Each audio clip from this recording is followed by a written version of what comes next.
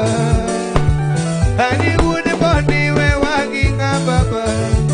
Rutu you wagi. Mai rutu you wagi. Uru Kenyatta you wagi. Uyale jaboni wagi nga baba. Angomi omo India baba. Uyale ngomi omo India baba. Imanyo chipa kwa mudu kogibao. Imanyo chipa kwa mudu kogibao. Unigiparo mane na molotika. Unigiparo mane molotika. Usipelani inalika. Wanuelo, Papa wanuelo. Wanuelo, Bima mwana wanuelo. Wanuelo, Bima mwana wanuelo. Oya, Kaila no wanuelo. Komayo, we maradiga. Komayo, we maradiga. Onagi wako sokanye, onagi wako sokanye. Gudio nagi yawa wako sokanye. Agua muda kini kaleta moro. Agua muda kini kaleta moro. Would bono na kini eh. Would bono na kini kaleta moro. No baño loco kodi hanale yo. Oh my eh. Confirm. Nasiaya. Nasiaya.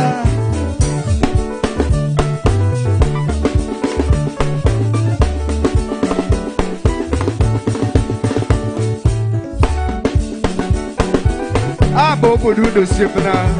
Manu wonya catch. O get senior jakagel. O sipa ya. Confirm.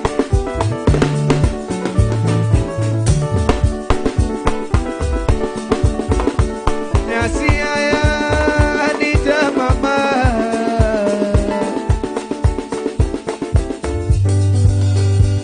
Nasiaya Anita mama. Ani gudi wudu ginyana nyona golo. Gudi wudu ginyana mana nyona golo. No anywhere Nyakanita mama. Anywhere Nyakanita mama. Anita nuaro mogodo FB. Anita nuaro mogodo FB. Onya Josiane kono jango minge na erika. Onya Josiane kono jango minge na erika. Oyudugu ni udugi nyana kucholi muru. Oyudugu ni jango mauda nyango na kucholi muru. Gini junugu ni jango manaka ogari osira wede. Juno unelili naka ogari osira wede. Jatini ne kono ya gana duarisia. Ombukinya nene yuayo yaga. Oh, Nairobi nena doja pagare ho. Bukinya namanya yudoge. Kawere namanya yudoge. Kawere namanya magija. Au shipaya. Sena namanya yudoge. Ini junugu di jango manaka opo. Poa nene yuayo yaga chomosie. Ani poa nene yuayo yaga chomosie. Limuru nakala we ochi. Awasi moda nado oh. Anabiche wange nadonjo na kuru. Anabiche wange nadonjo na kuru. Imoso soja kolwo shibena mushibna. Imoso soja kolwo shibena mushibna. Ani gari wayo gudi jango maya. Ani gari wayo gudi jango maya. Apare wange adonja ero kano aparga wangi adonja ero ikano aparga wangi adonja ero ikano Gisuma donja rie wangi obila makoya ka konye nango obila ne makoya ka konye nango obila ne makoya ka konye nango ugini tunongo di udalili goyo sibe kapuka nito makosime jogi kono yaga kapuka nito makosime jogi weyo yaga Shia kababadala Shia kababadala ayuda nita wendo nyapini rwako yaga Mia kono gana jokenya Mine ni gombo no mani gombo kiri ngato mama Anita nyajo siya mine ni gombo mani gombo kiri ngato mama Anita nyajo siya mine ni gombo mani gombo kiri ngato mama Kuturi unya hiro mine nora tego mine ni gombo Mani gombo kiri ngato mama Aninginya Tatego mine ni gombo Mani gombo kiri ngato mama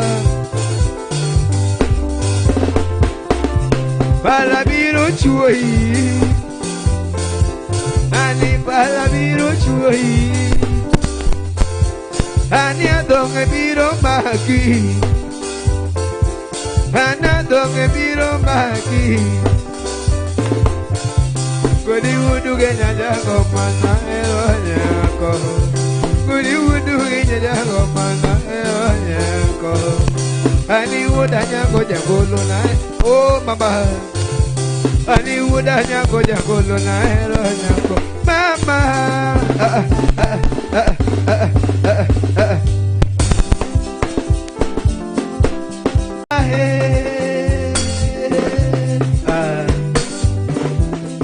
Hani mamina tutikirinyanga Hani mama lano tutikirinyanga The evening pray. Just give a little prayer to the Lord. Fine.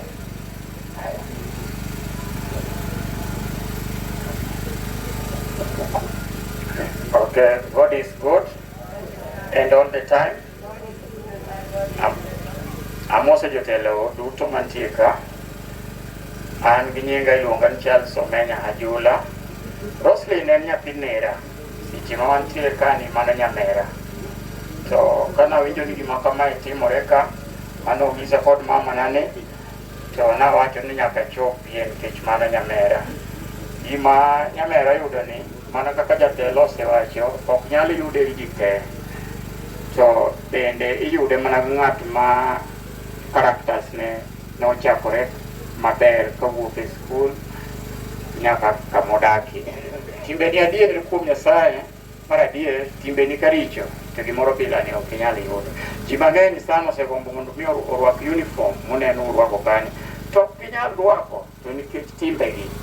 Ka gidhi kacha mondo mi giyud tiwacho ma ok wanyal miyo bro lokron. Aparo kata ne e sector mar department mar jowa marito ma wacho kama lakini ung'ona polise kata nyoro nya neno e television mara ilokore jonjore seche moko, lakini mano en mana teko mar jachien. To akwayo Roslyn nyamera ini iyude kuom ng'uono mar Nyasaye. Akwayo ni kitiyo okay, thank you. Akwayo ni kitiyo titini jo umala kikiti jo umala. Aonge mang'eny mago kende ruoth mondo obed kodu. Aya. Erokamano. Aluongo ne Roslyn kaachiel gi Dan Roslyn. Kagin machiegni to gisud gi bende giwachie matin. Ji modong' duto erokamano. Ng'amobiro no owuo matin. Mera Roslyn diko kano neno marach. Lakini beduru joma riek. Okweuru. Amoso duto no yaure. Yaure kendo. Ago Nyasaye erokamano motimo ma. To ang'e ni koro jaoda nigi kibaru ariyo. Mondo mi olos kama roje nikech rosi ne kanyieke. Nyieke no bailo pod watu. Aselodo kano bailo watu. Koro akwaro ori. Wang'e mna kwa biro tuwa. Kibiro koga kote dwani mondo wang'e moya gwewago maka. Donge mano. Aneno gan bara kudhiambo taro. Ata jalego kaluo. Roslino dane ge ema tok mama wa ane maduong erokamano uru.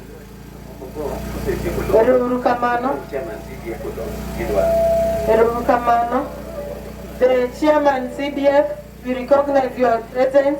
Kindly come and kuja usalimie wageni tafadhali.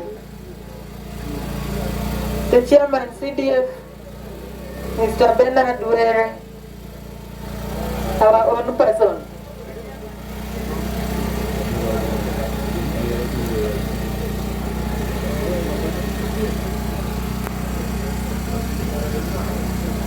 Erokamano welo koro wami welo udhi ubed koro wen jokoro pap.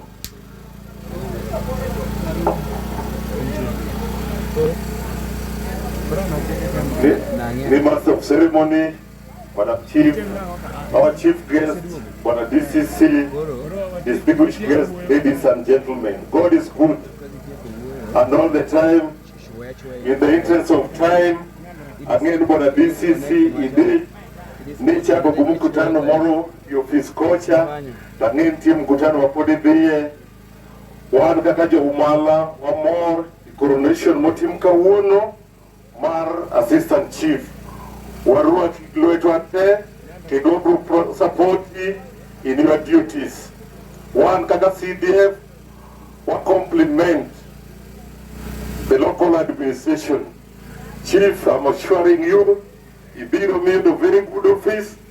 Madam Celestine, I know you are working from an environment which is not conducive, but as you understand, nature one body, Kwatimo evaluation, Omilja Sere Umala, what the Gero Chief's office, Abira, Dogimano Bear, Kuru Wadwani Chief, the Assistant Chief, debate big work in an environment which is conducive, very, very conducive.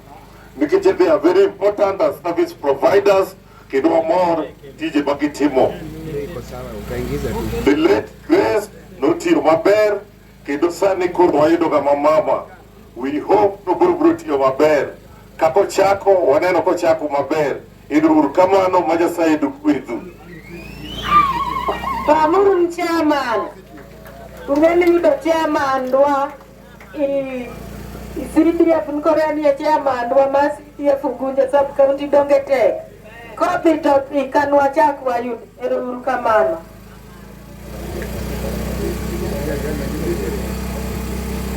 Jatelo koro dwa wuok, lakini wadwa miyo kata kagi wuok wadwa miyo joka ne Roslyn thuolo mondo wachnuye kaka ging'e Roslyn. Dan, you can leave. Joka ne Roslyn ochunga to kowuoyo warwako.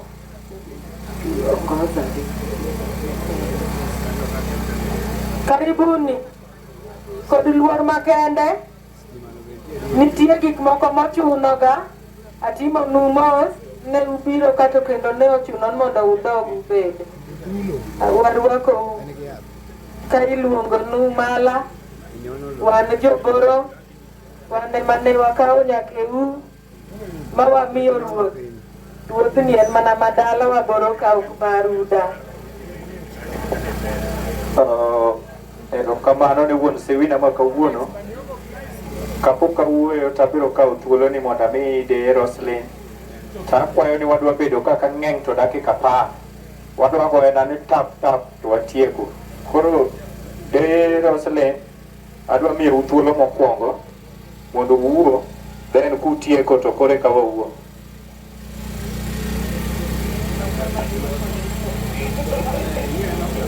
The chief central to take over. Good morning, sir. I'm Daniel Okoth Okello, Chief West Hall. Colleagues, team from West Hall, please forward and introduce yourself. Sir, I'm Jojo Duro Pondo, Senior Assistant Chief for Gunja Sub-Location. Thank you, sir. Sir, I'm Tita Wasala, Assistant Chief, Maboya Sub-Location. Thank you, sir. Sir, I'm Peter Diambolot, Assistant Chief, South Rambula Sub-Location. Thank you, sir. Sir, I'm Frederick Masinde, Assistant Chief, North Rambula Sub-Location. Thank you, sir.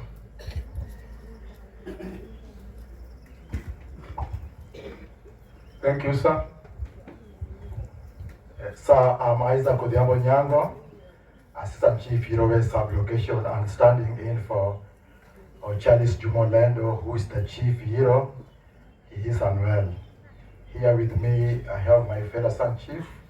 She can introduce herself. Thank you, sir. Diana Oro, Assistant Chief, Irowe Sub-Location. Thank you once more. Good morning, everyone. Good morning, sir.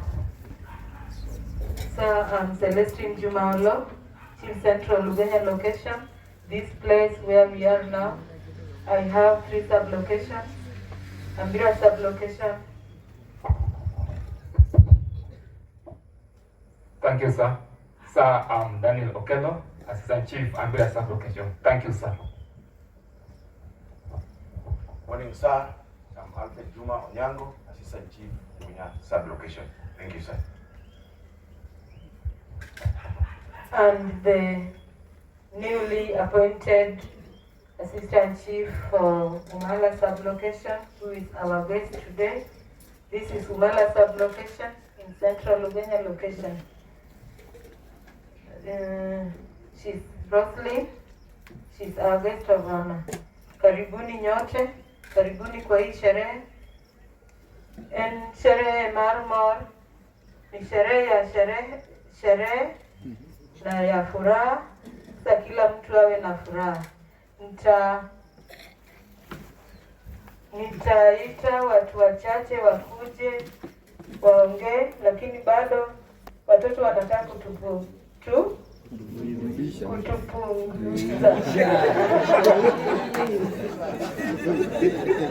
The children are coming to entertain us. Yes.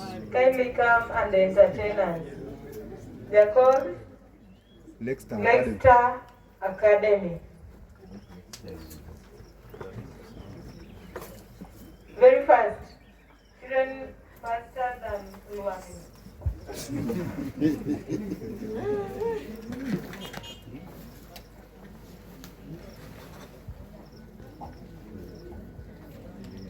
Mungu ni mwema kila wakati. Mungu ni mwema. Ningeomba tusikize, tuko na poem na ni poem short kabisa.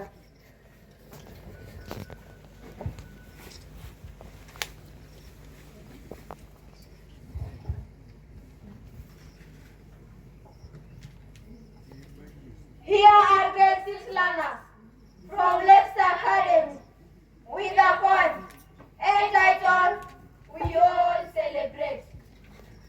In Kenya, we all celebrate our history and our people, the heroes and the heroines who make us proud. Labor Day, the 1st of May. We appreciate the workers in factories, fields, and in schools who give their time and talents to move us forward. Madaraka Day, the 1st of June, is about independence. A struggle for freedom bravely fought. Now we walk in unity and build our nation. Jamhuri Day, the 12th of December, Kenya became a republic with Mzee Jomo Kenyatta as our first president. The Kenyan flag flew high. We have many heroes, mashujaa they are called, patriotic and hardworking citizens. We all gather to celebrate them. We sing our national anthem at the parade. Heroism is for everyone. Thank you.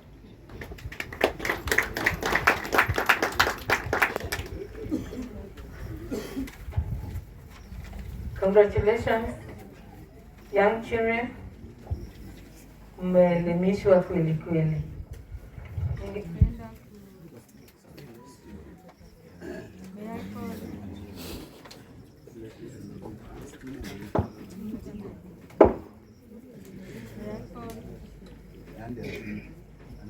May I call upon the chair of the committee to come and say something and maybe probably introduce us to the people who made this event possible. Very fast. Otime mapio pio rucha Saraj. Thank you so much to all protocol observed. You are highly welcome our DCC in our small inauguration for MAM. I want to take a very simple time to welcome all of you so that we share the day in a very humble manner. To all my team, the committee that made the day be the way it is, wherever you are, kindly just stand up and wave for us to save time. Thank you so much. Thank you, Wilbert. Thank you. Thank you so much. Without having much, I'm only going to call BK to tell you something about academic. From there, then we'll be going back to other levels. I think today we are not going to have political issues because this is not the day for politics. This is the government politics and it is a policy day. So, welcome BK, please. That is Professor BK Okoth. I think he's good. All of you knows him. Karibu, brother.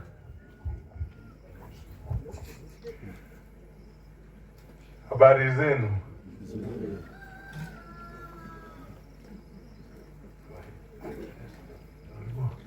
Hello.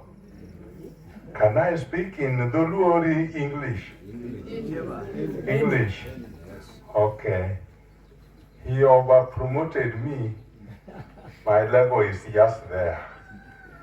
But in education, what I can tell the parents, most of the parents think when the student has reached Form 4, that is end of education. That is not the case. For training purposes, you must move a bit further. And now that technical institutions have been put in place, it is for self-employment. There are no jobs. So if you are training your student or your daughter or your son that he's going to get employment the way we got earlier, that one is no more. You better go to Siaya Institute, Ugenya Institute, Ugunja Institute, and any other, and train. It is in skills. You train to do your own job, and the market is there, so long as you do it perfectly. So please, let us be geared towards that. And mostly, Ugenya and Ugunja people, very few are in these colleges. Majority are coming from Game and Alego. So it is attitude problem. Please, train, and then these thefts you are seeing around will go down. It's because of lack of jobs, and people are idle, but they want beautiful things. So please, take something to train on, and you will be trained. And in any case, don't cry about money. The government is giving help. A loan which you can only repay when you have got somewhere established. Before that, they won't bother you. So don't just idle around at the border. Border breaks down after 6 months, and then you're finished. So don't embrace border as an employment. It is just for quick money. just for quick money, and it is over, and the border is also grounded. So let us be realistic, and I plead with you, take your children to these institutions. The government is paying. Thank you.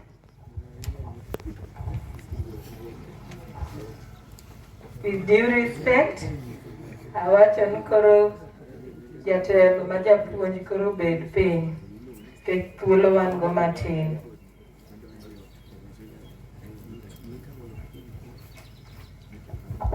Yes, habari usewinjo kwa kuom japuonj, umesikia kutoka kwa mwalimu that all young people please engage in technical oriented projects so that future can come from there. Otherwise, as from now, I'm not going to say much as a chair. Time is coming again. I just want to go back, hand over to other team, so that we save time. Time is very important, and the weather is also not very good. Yes, so in my team, I have a secretariat who is equally the best man to my mother. Can you stand and introduce yourself, please, Dan?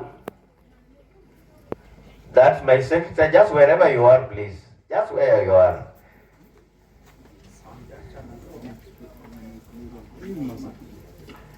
Yeah, treasurer, come close. Let the patron also be ready. Yes. Introduce yourself, please. Bernard Otieno, treasurer, steering committee. Patron, karibu. Mary C. Adwang, patron. Thank you, Mary C. Patron. Other teams, the chairman, Jodongo Gweng, please. Karibu. Yes, George Lucha Queer. Abarzino, George Lucha Queer, Village Delta Ulawe A. Yeah, Lucha Queer is equally the chairman of all the village elders. So, we have the director, Lake Academy. Norbert, please.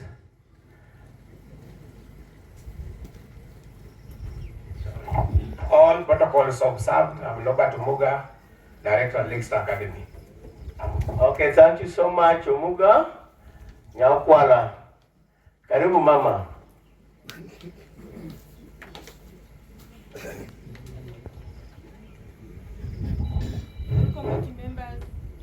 Margaret Adhiambo Ndar, ama Madede, village elder, Urinda village, hapa ni kwangu. So, by directive from the area chief, all the committee members to come. All of them wasimama karibu na mimi ndio mgugu waone. Wale ambao walifanya hii kazi ikawa the way it is and make things work. Please, karibuni kabisa. Sawa sawa, tumewambia mufuaye tena. Yes,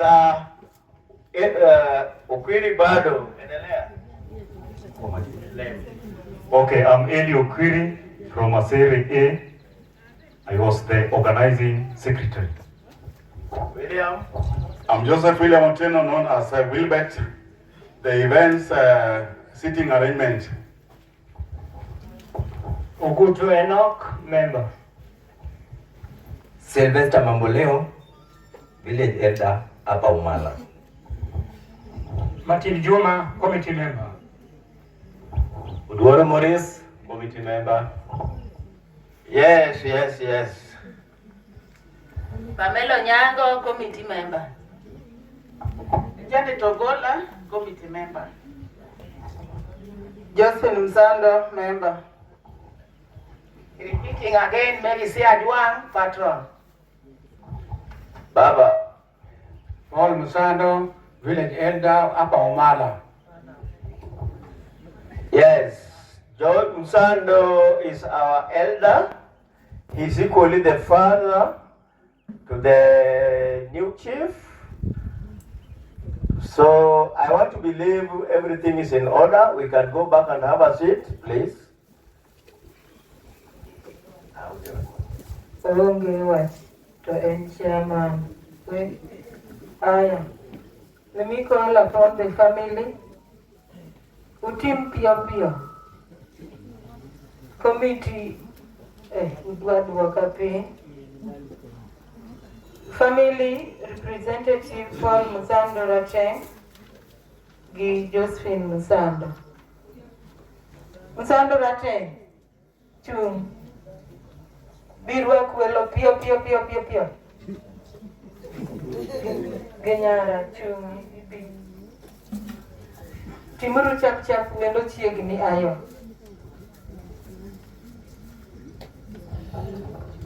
Amoso nyasi duto mobiro konyo ka rwako chiwoda kane. An kaka an ma Dana Lo, an ma Lo idienge. Koro an mantie an takoro bera kae James Rateng. Obedo wan kode kane. En ma won mare ora won mare. Koro atmoko kamano maduong'. Kuom jomokao thuolo ma gibiro kae. Kena mor kodwa ahinya, walamo ne Nyasaye mondo okonywa mondo wakadh gini yo mayot. Ok yot ahinya lakini otek nyaka goro kode. Onge gima yot e pinyni, nyaka itimna matek. Mana kamano, koro mara aparo mana gima koro ichomo.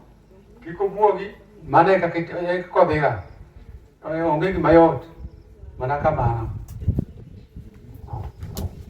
Hello. Yes, Obake. Kapok achako akwa jogoro duto mobiro konyowa rwako nyarwa mondo ochung' okwa. Clan mag Boro. Erokamano. Nyinge na usewinjo Josephine Atieno Musando. An ng'amo kwe Yesu Kristo Jawarna. An mother-in-law ma Roslyn wahero mang'eny. Kaachiel gi Mary gi Dan. Gin nyithiwa mapok waneno gimoro marach kuomgi. Kanyocha wachni olwar kuomwa. Taparo ni wan joma ogwedh ahinya. Nikech Mama Grace bende chiwoda. Manyocha Nyasaye osekawo. Koro kendo ka Nyasaye ringo to lwarnwa mana kendo kuom chiwoda machielo. Dongo gwedhwa joumala. Wagon Nyasaye erokamano mang'eny. To wakwa Nyasaye mondo okony Mama Roslyn tich. Nikech kok Nyasaye to ok onyal kende. Tang'en Nyasaye mabro telone. Pastor mar Roslyn med lemone mang'eny. Wan bende wakonyi lamo ne Nyasaye. Dan, in nyathina. Akawo Roslyn gumeri aketi lweti. Thank you so much. Thank you so much Joumala. Erokamano Nyasaye mondo gwedhu. Sebedo ruoth kiko iti kuom jopiny. Seyudo ruoth kiko iti kuom jopiny. Piyo.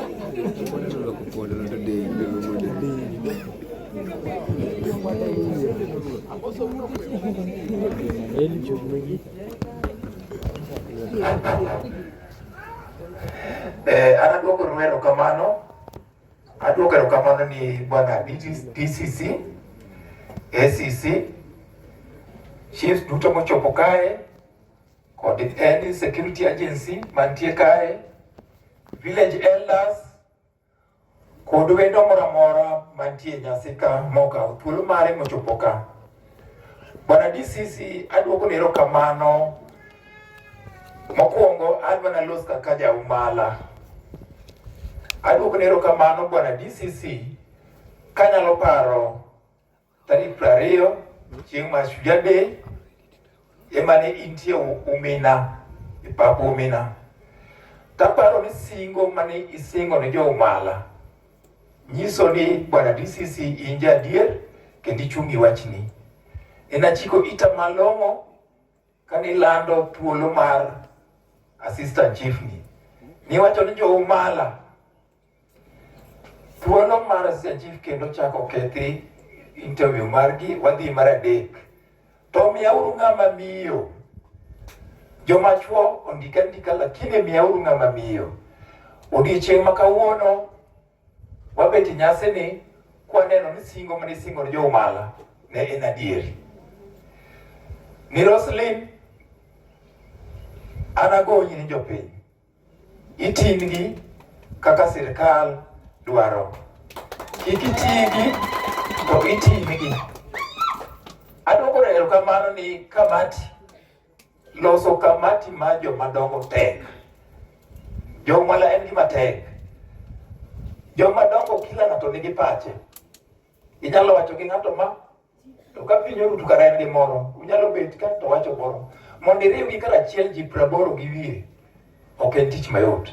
Lakini ne uchung' koda manyaka nyasi ne ochopo odiochieng' ma kawuono. Adwoko erokamano. Adwoko erokamano ni joboro mabende ne ochung' koda. Adwoko erokamano ni jokanea kotel negi Arthur Anindo mabende ne ochung' koda. Adwoko erokamano ni jo Umala te mosebedo ka oriwore kodwa nyaka nyochopo kama chope kama. Adwoko erokamano ni jogem ingawa ne un mabor lakini nyo uriwre kodwa nyaka nyo koro wachopo kama wachopeni. Erokamano. Otamre gona erokamano. Okweuru kendo. Wiya wil mondo mi ago erokamano nikech tich mwatiyo ni en mostly en security issues. To nitie ng'ama konyore go be in the security side ma en Sergeant Paul Okom. Sergeant Paul Okom erokamano nikech wasebedo kwa tudore in case of anything asebedo kago ni sim I respond gas very quickly. Erokamano. Ni guest of honor, chiefs, jodala, kanea, joge, wade, osiepe. Nyasaye ber. Ndalo duto. Erokamano ni jo Umala. Erokamano ni wendwa duto mochopi nyasi mar Roslyn. An giluonga Rosemary Anyango, Anjawo Duncan maduong'. Roslyn en jalupna. Chon kane Madam Grace ne nitie noluonga ga jaluok sende. Tok nang'e tiend luoko sende. Bang'e nong'isa ka wuotho kodi inamaanisha ni miluoko naga sende. To Nyasaye otimo maber. Bugini owuok kacha kendo chako duogi dala ma jaluok sende. Okwako ni Nyasaye erokamano. Arago lwedowa. Erokamano ongo mang'eny mang'a wachi. Erokamano Nyasaye. Roslyn aseti free. Ti kapodi ni dala na kanyo ti. Mak mana no wach ruoth to bro gedo kare. Lakini ti to kapodi ni dala na. Erokamano. Haya, makofi kwa hao wote. Take your seat please. Sijui kama jua itawachoma, you can mnaweza rudi pande ile nyingine. So we are happy. Yes. Serio? Yeah. Sisi tutafungia hapo and then we shall allow you to talk. I'm told mama wa Roslyn ako area. We shall also give her time to say something. And I don't know if I was hearing it well. The two are called Roslyn. Roslyn and Roslyn. What I mentioned, bwana. Wewe sasa hii nene. He's a good man, isn't it? Yeah, you take care of the Rosemary and Roslyn well. Wakae vizuri, itakuwa ni smart. So we may not sit here up to very late because DCP yako na shughuli nyingine, but I think through chief we shall allow huyo mama to say something. Tusikie mama ya Roslyn, and then other speakers if they will be there. If you see us leaving early, muelewe, si ndio? Sherehe yenu, relax, but ikifika usiku mtakwenda nyumbani so that we may not have or hear noise around, si ndio? Namna gani? Yeah, itakuwa ni vizuri because sherehe itakuwa imeisha. Sitaki nipite hapo. I did introduce my better half. She's here. She can wave. Mimi utembea na my wife pia. I'm just like my brother here. See how smart? She's called Irene Teka. I've been with her whenever I've been even in Northeastern. She knows where I go. Sikuangi, simwachangi. We have big children, they are in schools, in the university. Now what does she do at home? See, atabia na mimi tu. I'm important, not the home. That's why she's with me here. Mungu awabariki sana. Thank you. Madam, you have just stood and waved for us. Donge jatelo ber mawuotho gi koro jogunja koneno jatelo to ng'eyo no ken single and searching. Clap for him. Otherwise, these ladies and women would have thought, sir, that you are single and searching. So now they know. Adwa wacho matin kabisa ne Dan. Dan erokamano. Dan ema ne dwaro ga tijni. We used to fight together. And now God knew that you are not supposed to be chief, but Roslyn. So God has brought it to the right place. Take care of Roslyn, take care of Rose. Rosemary en nyako malich ahinya. Nikech Rosemary okaneno gi nyiego kaka jomoko mang'eyo kuonde moko. Adwa rwako jogem to jatelo nigi thuolo matin. Koro kik uywa wach. Dwa rwak mama. Kapo nitie ng'at ma mama dwa nowuo to bed mana matin. Omiya mana thuolo mar jogem.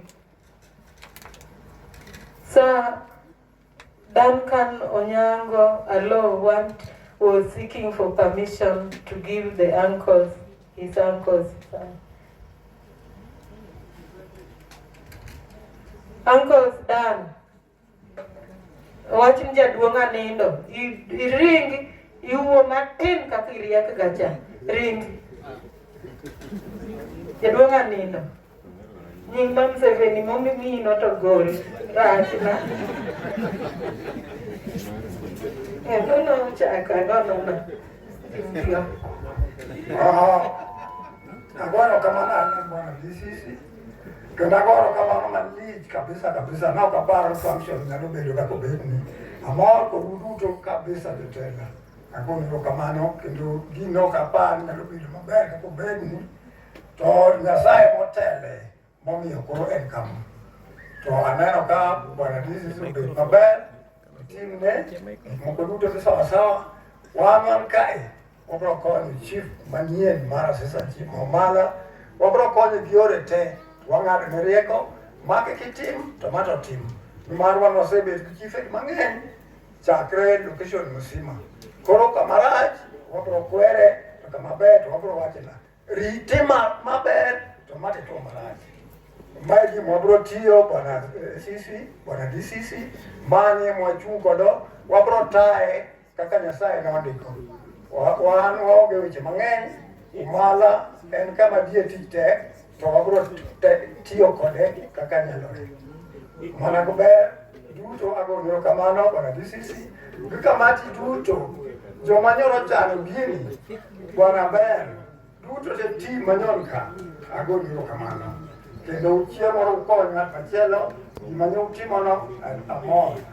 Village elders ayie kodu un joma tek kendo un jadier erokamano.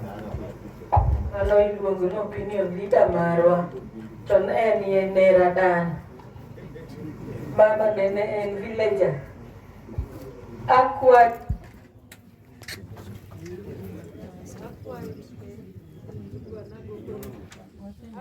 Corona same to stay.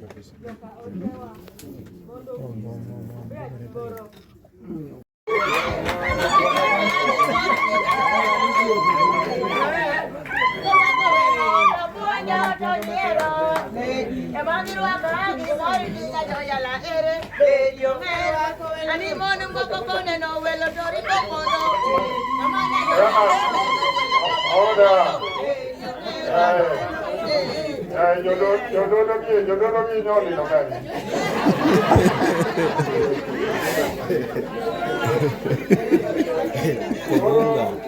Wanda koko wako mami ano huki.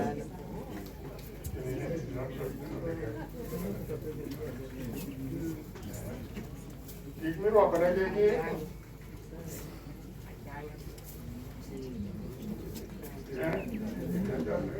gima pod irwakone gokeno mane luora ng'owa mana ng'owa kendo king'iyo to en gi kala mar bendera mar Kenya mane Madaraka mane ang'owa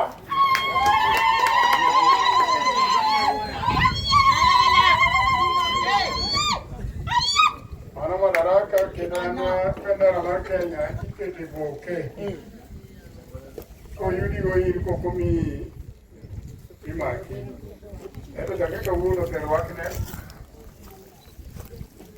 wach mar ayete koro rumo koro en nobedo ja sirikal kendo madam koro kitwe chak ibed gi sura mar sirikal seche moko kinyiera nyiera gi ji ore nokwari ibiro mager samoro tijni wanyaka gi jonekni samoro tini milokri janeko chak irwakone moserwakne noluongo ni Epulet ne moserwake goke no Madaraka bendera mar Kenya makoro iketone goke no tol no iluongo ni lainia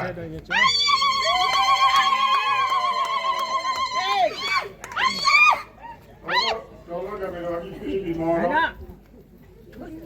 gimoro dhoge kanyo nyiso ni en ema koro biro bedo amiluongo ni Mr. Blower ka joma richo donjo e gweng' ne mokuongo go koko tol morwakne no bende en bendera mar Kenya odonjo gi Madaraka koro sura mar madam chako lokore koro ok en raia koro ichako luonge ni madam yes madam kata mana kuno samoro yukuri yakiniza tano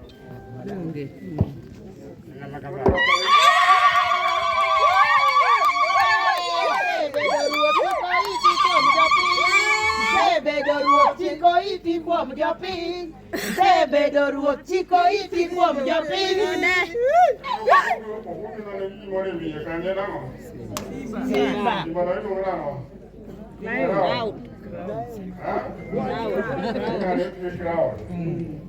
Ibalo koro mane teko madam koro siba kawuono mar tich koro kunene kor gweng' to kikunene en en ang'adene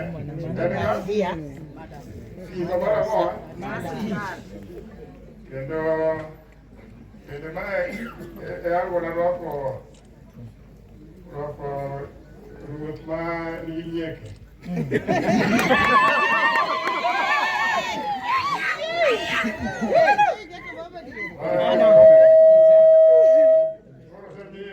kabisa en simba oserwako crown sasa motimo barasa konya timo barasa koonge crown no mano nyiso ni kowuoyo to owuoyo kaka serikal ok owuo kaka Roselyn kendo ibe kako idhi ire kidimbori kanyo kigoyo sigalagala ahinya to koro kichopo ire itimo idimbori mondo mi imi simba no luor crown no mane kore sirikal manie wiye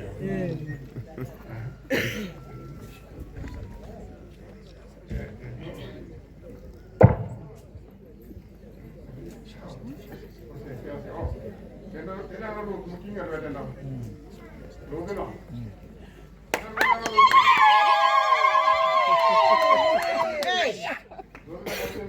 muwuoyo barasa ka gimoro kata kuwe wachanga to luodhno ema koro tekone mosiemogo wang'e mago gik ma ok mi ng'ata ng'ata imiyo mana sirikal mago gi sirikal koyudi monindi ikete odi nyaka maki mapiny iyude kure eno chakre kawuono koro yiene madam gini koro med jaduong' magi ji madam kende mar kureyo mon ariyo to koro ini mon ariyo samoro nindo e udi ariyo otieno achiel to magi ok oriwo kodu kendo un be ok oyienu mulogi ni koro idhi lokogo picha koyudo if you allow him to take a picture with any of these things he will be answerable. These are yours alone. Sirikal ok ndik famili, sirikal ndiko kata di? Achiel. En mondi ike en mosemenye mogoye toch moyud ang'owa, oromo goye kubno. Koro kata uji adek kamano, tomato mare kende, ok uriwo. Kendo kama ikano gi mana kama onego ni kane gi sirikal. Ok nywande gi gimoro. Ok nywande gi moko. Now, I think, Madam, now you're complete. And now you can subdue.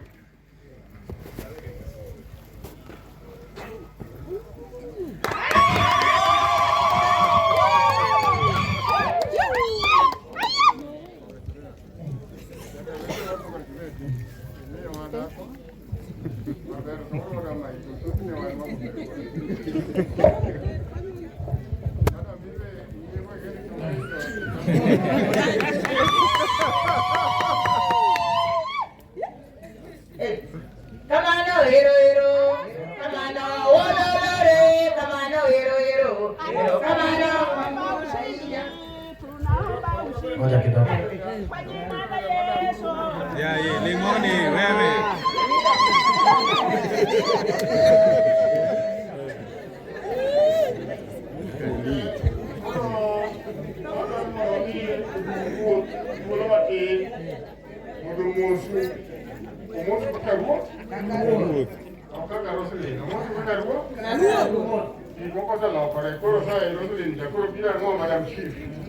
Madam Assistant Chief, sulu kuren mari, mandi ugo ki jau malagi, kiki mak pon gi sipa ina do ko ngara dari wo mate.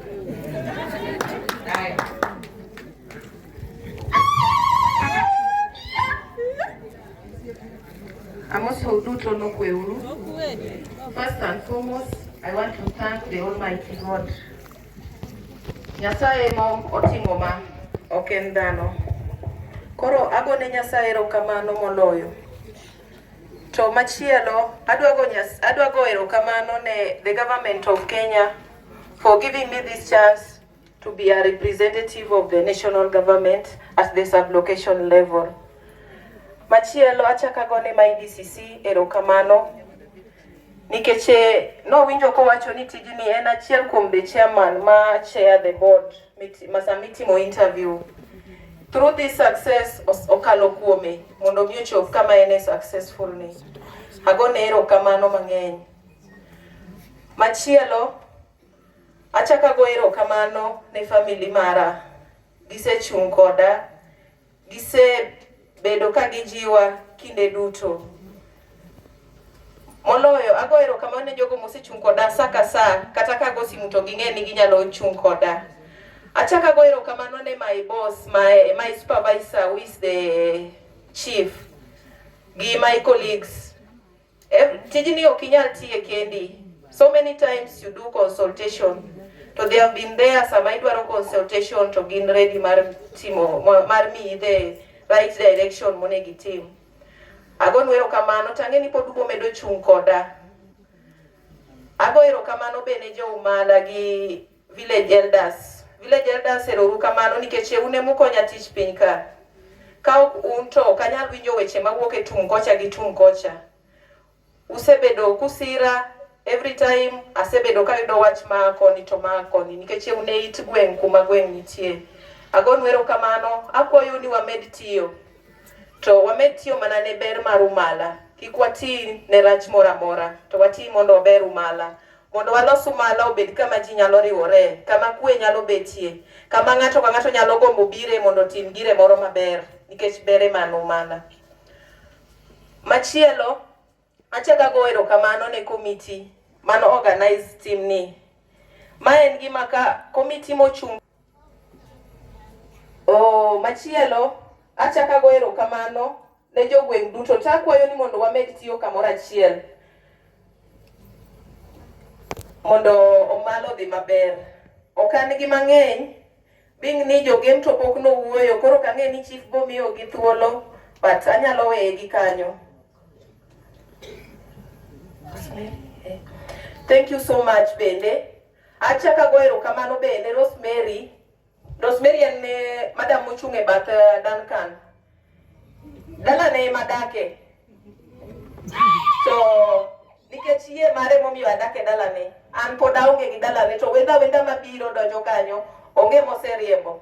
Wasebet kwa tiyo karachiel. Ing'e ni ka chief en kama ng'ato donja. Ayo mondo gokinyi to ringo donje dalo. Mondo en gi shida oringo donjo. To sama jogo donjo okosega duoko jogo ni mondo odogi. Ang'o ma gidwaro? But agone erokamano mondo wamed chung' wati kamoro achiel. Ero uru kamano duto. To maduong' moloyo agoyone jakwath mara erokamano. Osechung' koda e lamo. Osesiko kolemona nikech wasewacho ni gini Nyasaye mosetimo ok en dhano. To otimo mana kuom lamo mare. Thank you, sir. My name is Christmas Odeda. Just as the chief have said, I'm the chairman of the central location, Central Ugenya location. Asi gimana lo achen manane tijni kaka ong'e tich matek. Okoyot koro village elders une eyes une wenge chief. Information duto madwarore wuok mana kuomu. Erokamano, thank you chief. Okay. Village elders mantie ochung'ofwa ni romo makawuono. Asante. Asanteni nyinyi nyote kwa kufika. Hao ni village elders and nyumba 10. Jomoko okong'ega ni wan ga gi nyumba 10. Wan go gi ng'enye iye ka village elders emodwaga tim.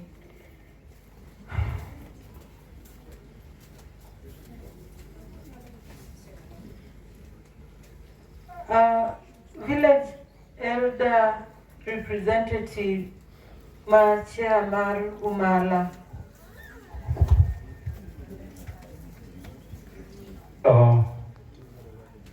DC Marwa, DO Chief, Gwendo Mobiel Kawuono. Elders, Gwelo Duto Te, Moso Nokwur. Ginyinga Nakenda Bron Mo Enjoy the Locha Kwir. And village elder Maulawe in Tipping Mwaloka. And I'm Jacob Mar village elders Mamala.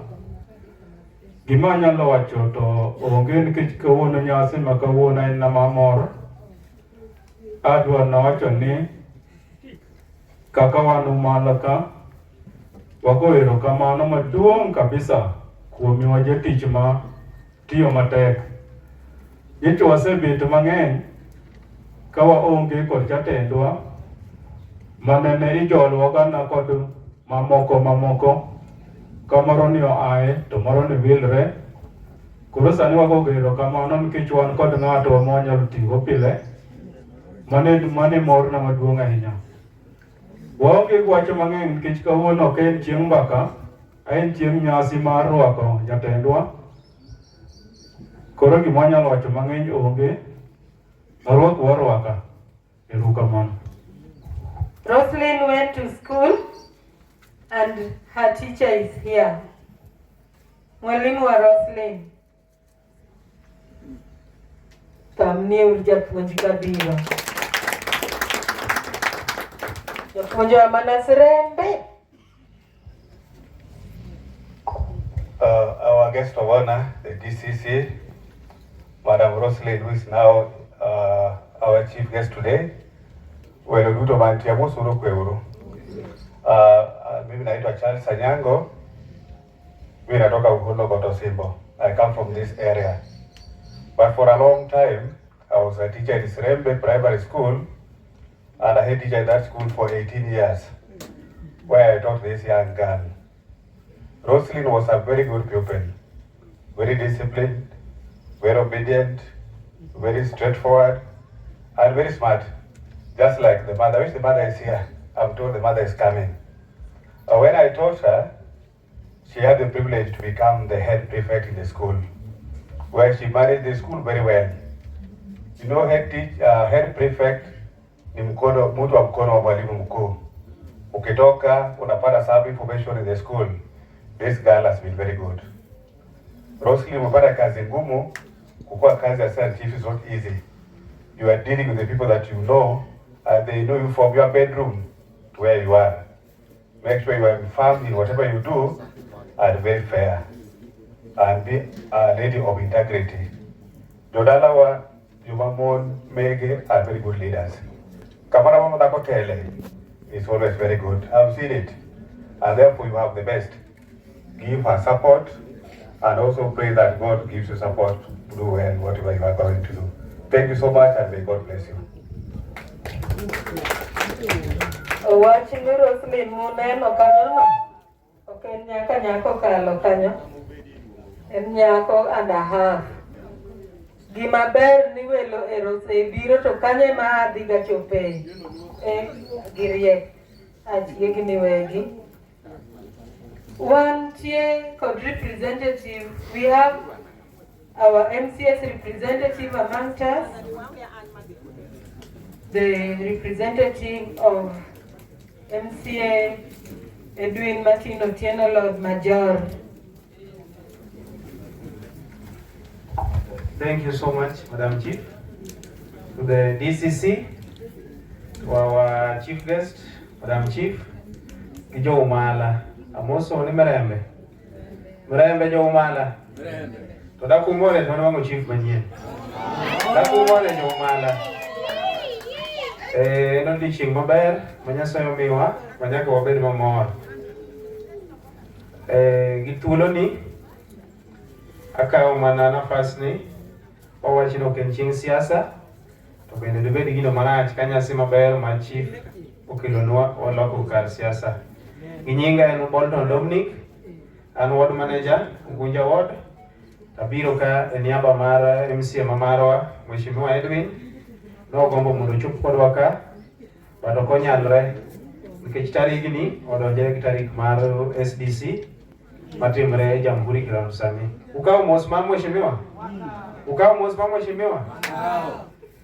Mar ariyo, akaw thuolo ni mar goyo Madam Chief erokamano, kendo wan walamo ni mondo Nyasaye omi wisdom enough mondo irul wago maber.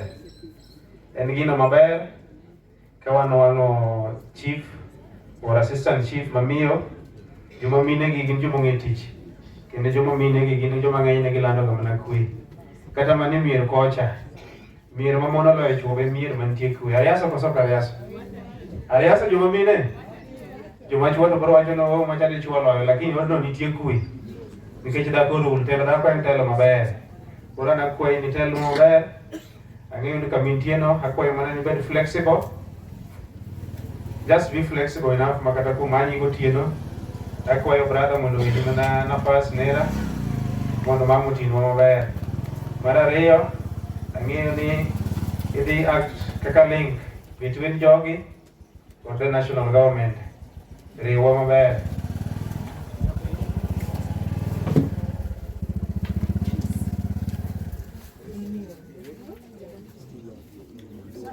Akwayo mondo riwa maber.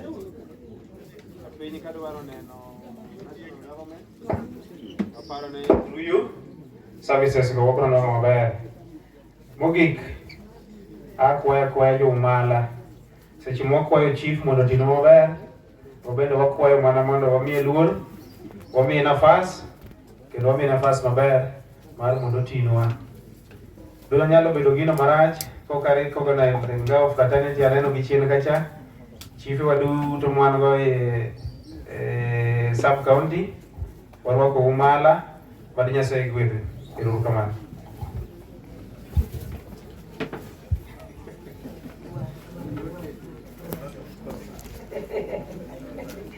Ero kamano, wadong' gi ji matin nikech sa orumo. Akia koro kadwa timra gi jogem gi. Oyawre uru jogem. Wanwaye uru. Fwauru nwelo. Mago oche joboro. Joboro yawre uru. Fwauru nwelo. Good. Warwako uduto. Uyudo kaka rikwa kalo.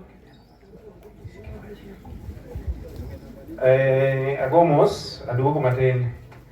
the DCC, I'm kindly requesting that even if I leave, you kindly allow me to leave. I'm supposed to attend another AGM in a certain school. So I think it is good to request for your permission so that it doesn't show a bad picture that after talking I leave before the end of the ceremony. So kindly allow me to leave so that I can attend to another function.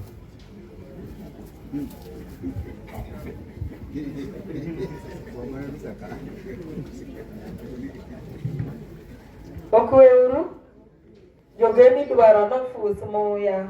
Otimang'o? Jogeni nofus muya, oyud kama betie, mondo an wachungi gi ka gisebet, ging'eyo ni ng'ato osedonjo. I want to return this microphone to my supervisor, the ACC, so that he may continue with the rest of the program. Thank you, sir. Karibu sana, thank you, ACC sir, and protocol observed. Karibuni sana wote. Those who don't know me, let me introduce myself very fast. I'm called Nixon Teka Nakuku. I am the Area Assistant County Commissioner, that is Ugunja Division. I'm just like 2 weeks old, although I had reported earlier. Sir, very fast, because I know the weather is changing. This is a division that has 5 locations. It has Central Kenya, where we sit now. It has West Uholo, it has Euro, location, Ruwe and Rangala. All are present and people are happy. So mmefurahi. There's a Christian song wanasikia inaendaje. It's another very nice song. Utaimba hiyo wimbo ya Kikristo to celebrate the goodness of today. So before you, we have a newly assistant chief that is incoming, which I know you'll do the inauguration. And so far I've known her, she's up to the task. When time comes, it will be nice for us. I want to urge all of us who are in this compound that please let us support leaders. Tusaidie hawa viongozi wetu wafanye kazi. Si ni vizuri? Because getting such an opportunity is a rare gesture and we have to support them, we have to work with them, we have to love them and appreciate them. Tusilete vita kwa viongozi wetu, master chiefs, chiefs, unakuta mwingine anakuja tu analeta maneno ambayo haieleweki and yet labda yeye yako on the wrong. Hiyo ni vizuri kweli? So let us support our leaders well. Let us embrace them. Then number 2, very quickly before I bring in my senior, is let us engage in income generating activities. Right now mvua inanyesha na mmeona. Please use this time. Plant something. Plant something, maize, whatever you plant. Do something so that you get something to take you into tomorrow. Then also I want to remind us this very quickly before I bring in my senior, that we need also to remember planting trees. Yeah, the government wants us to plant 15 billion trees. Hiyo imetangazwa vizuri. And we want to engage all of us, community sisi wote. Kila mtu panda miti 10 ikiwa chini sana in a month. Si ndio? Miti ngapi? 10 in a month. At least. Hiyo itakuwa ni vizuri. So without wasting much time, I'll invite my boss to come na tutapiga makofi tatu akikuja, si ndio? Kumkaribisha because he wants to do some great work around us. Moja. Karibu sana bwana Deputy County Commissioner Ugunja Sub County. Karibu, karibu, karibu, karibu, karibu, karibu, karibu. Thank you, sir.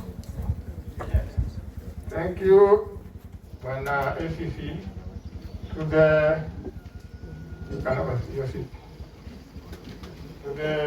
chief guest, Madam Wayne and the chief guest, I wanted to correct that. The chief guest is Madam Rosemary. Pamoja na the better half, Bwana Hu. And the Ngao fraternity led by the ACC, the chiefs, assistant chiefs, county government official present, the church leadership,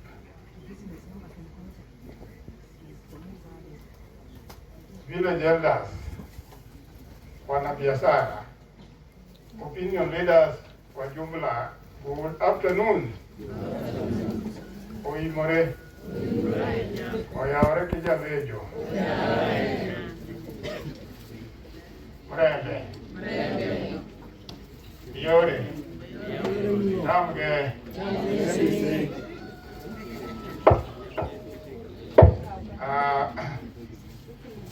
We thought it wise to interfere with the program a bit because of the weather.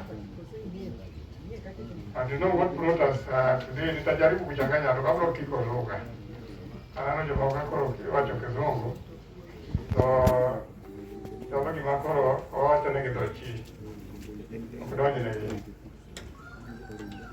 Wana noka weather se lokore. Mai ngini na lokos. Wadaki fusnga to en fusnga. Otimi ngodwaro donge. Osemi wada lili madalo koth nyalo chwe sasa adu mokelo kawuono en mondo waket madam e kom tijni rotek ko kwariore gi kete to jomoko nyalo wuok fore ni gin. And the process of getting a chief is lengthy. It is not as easy as people may think. That becoming assistant chief is easy. It is not. It starts from the advertisement, not even from the advertisement, there must be a vacancy. And the vacancy occurred in Umala sublocation when the previous assistant chief did what?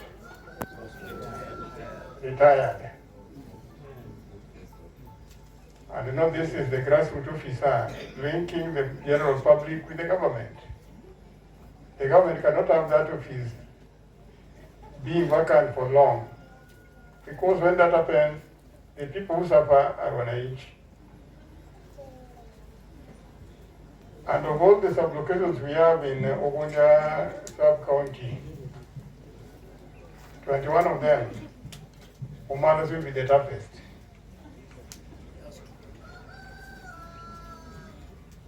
And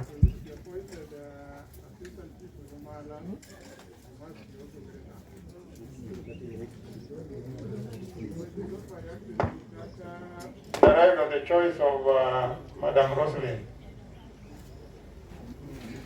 Now go to Rubin Maber. Ugi da Rubin. Ogoy Kogno, Momaye Mocheke. Mama gave Kite Chorga, Pokno, the Tini, we took you at the Edgar. On the way, Edgar of an accident. The Tini money of Kumidonge. Of your Savanagi or application more room of game, might be with my interview. One by one of those leadership qualities.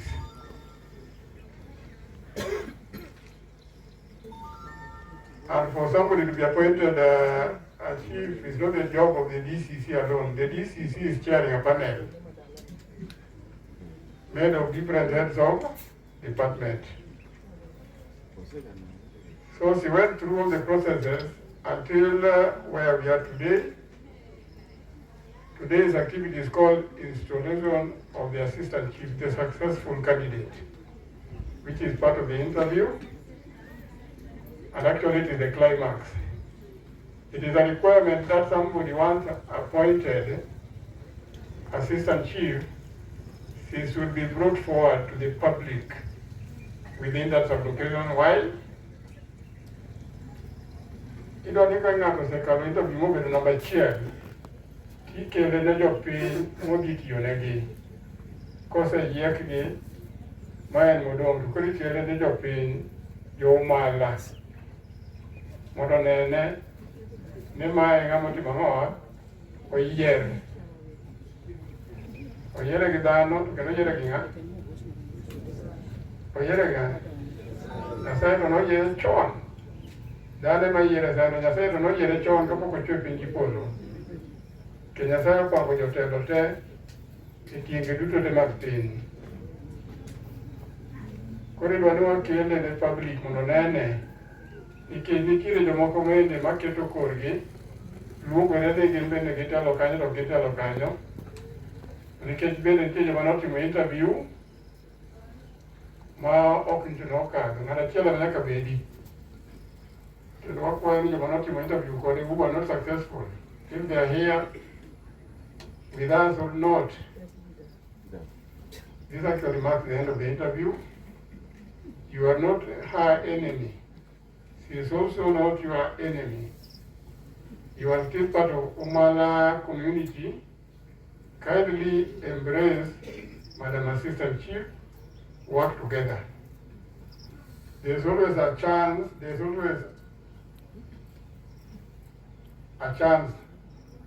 for next time. You may not have been successful in the interview process, but still there could be some opportunity in the near future. So all of you, the candidates who competed with the Madam Roslyn, kindly embrace the newly appointed Assistant Chief and work together.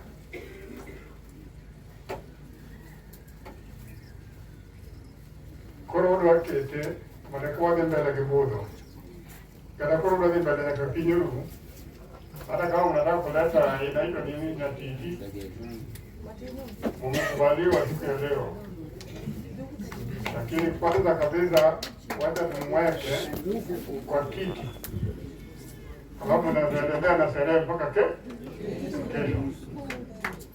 Koro wacha kwa process mark kite kom keto ng'ate kom nadwa tiyo nu ok odwa tiyo odwa tiyo nu kendo tijoni endi ka ionge gi jabasi to kinyalo yude. Mano to kokete advertisement kwa dwaro assistant chief iluongo ni unspoken qualification. Nyaka ibed gi jaodi. Mano kibinene advertisement to sama koro watiyo gi kichungi wadwaro golo jomoko oko to ng'ama nigi jaode bedo mbele moloyo ng'ama onge jaode. Ng'ama onge jaode neno kaka threat onyalo muko ute jomoko nikech ka ng'ato ogoyo jaode to in ionge gi mari to ng'ama bono oringo biro iri koro iloko iyo gi kichamo ang'oa kichamo wendoni. Assistant Chief ing'eni Assistant Chief oting'o sida ma odak gi ji e gweng' kendo jomigoyogo ringo gore kuome. So joma gore kuom Assistant Chief biro feel safe ka gidhi ng'ama nigi jaode. Molo ng'ama onge ang'oa, ng'ama onge jaode iluongo ni Bruce Cannon. Koro mano odwaro dhi kulbiro mano wang'iyo mayudo ni en gi jaode kendo kawuono wanene ka in short ong'iye matut mar sirikal ni ok ochal mar siasa migonye ji ma nyaka cheki kech ofis modwa kawo ni en modhi represent ng'awa en modhi represent ng'awa and what represent now? And what represent the president? And can onge ngama konye represent president Umala sublocation. And can the direct representative mana ngoa? Onge na boro kendo. Mana do chikoni. And our president and a woman and a ite and the president Umala Kanyero. To teach Assistant Chief itiye 24/7 itiyo gi chingutie. Omiyo kata wakwayo wuono kawuono wamayi dako. Wamayi dako, wani wamayi tije mamayi. Ya ini cakap kau ni mata tu. Mata tu dia puri orang ni pasta dia orang dah jual kita ni mata tu lagi. That is how the assistant chief is going to work. He is going to carry everybody. Don't you get it to Malaga? Mari go here, no? You poge? Pastors? Your maundu? Your bate assistant chief Yakati. Yakaka wani yaki yeni ju gite yaki profile ju gibai do magmeni jo do yaki profile gi. Wono. Nyaka ini be. Semeni ya ba. Kech kao gen muono da kwa bire nyasi ni kata wade watho ikorio. To muono se tayo. Omiyo nyakwa honor God. To nyakwa tim Nyasaye kibo winjiri.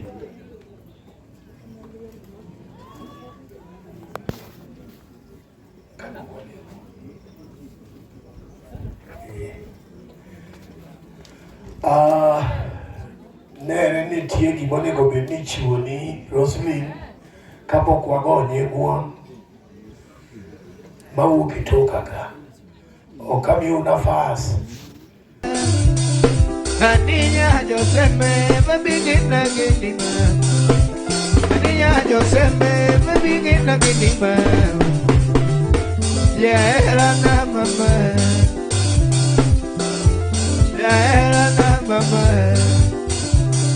Erigina gindinya kodongo nane.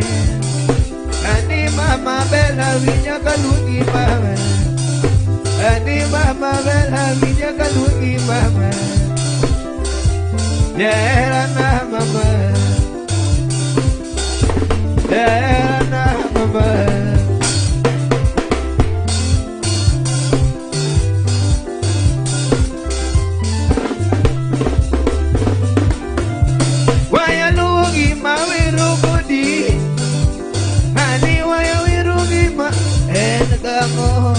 Godi waya luongi mawero mama. Iwiru eno nyathigo nyako maora. Iwiru eno nyathigo nyako maora. Ani wero eno nyathigi Juli.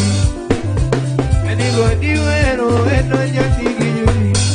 Obanyo loko ibawigi mako mama. Obanyo loko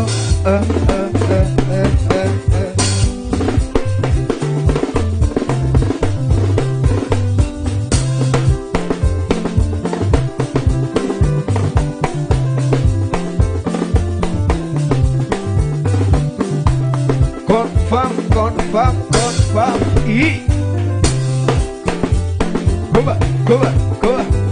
Go back.